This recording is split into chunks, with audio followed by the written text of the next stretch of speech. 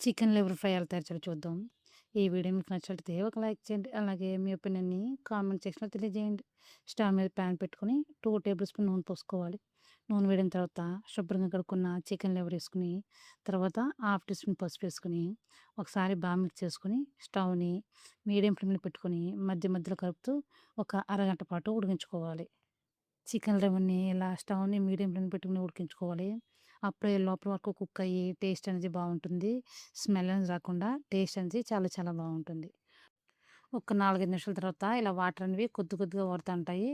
మూత పెట్టుకొని మధ్య మధ్యలో కలుపుతూ ఈ వాటర్ ఇంకిపోయేంత వరకు స్టవ్‌ని మీడియం ఫ్లేమ్‌లో పెట్టుకొని ఉడికించుకోవాలి. 10 నిమిషాల తర్వాత వాటర్ మొత్తం ఇంకిపోయి నూనె ఇలా పైకి తేలుతుంది కదా!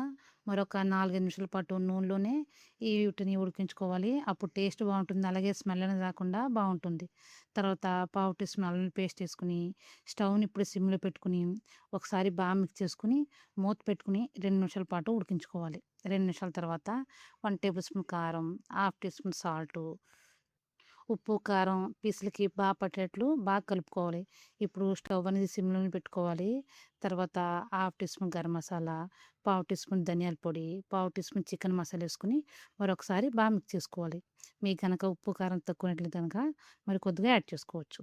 తర్వాత కొత్తిమీర కూడా ఏసుకొని ఒకసారి బాగా కలుపుకున్న తర్వాత కట్ చేసుకున్న పచ్చిమిర్చి, కరివేపాకు ఏసుకొని ఒకసారి బాగా మిక్స్ చేసుకోవాలి. ఇలా లాస్ట్‌లో పచ్చిమిర్చి, కరివేపాకు ఏసుకోవడం వల్ల టేస్ట్ అనేది చాలా చాలా బావుంటుంది. ఒకసారి బాగా కలుపుకొని స్టవ్‌ని సిమ్‌లో పెట్టుకొని, మూత పెట్టుకొని మరొక 2 నిమిషాల పాటు ఉడికించుకోవాలి. అప్పుడు ఈ మసాలాలన్నీ పీసులకి పడతాయి. తర్వాత స్టవ్ ఆఫ్ జేసి ప్లేట్‌లోనికి సర్వ్ చేసుకుంటమే. అంతే అండి. ఎంతో టేస్టీగా, ఈజీగా చికెన్ లివర్ ఫ్రై రెడీ. ఇలా చేస్తే స్మెల్ అనేది రాకుండా టేస్ట్ అనేది చాలా బావుంటుంది. మీకు నచ్చితే ట్రై చేయొచ్చు.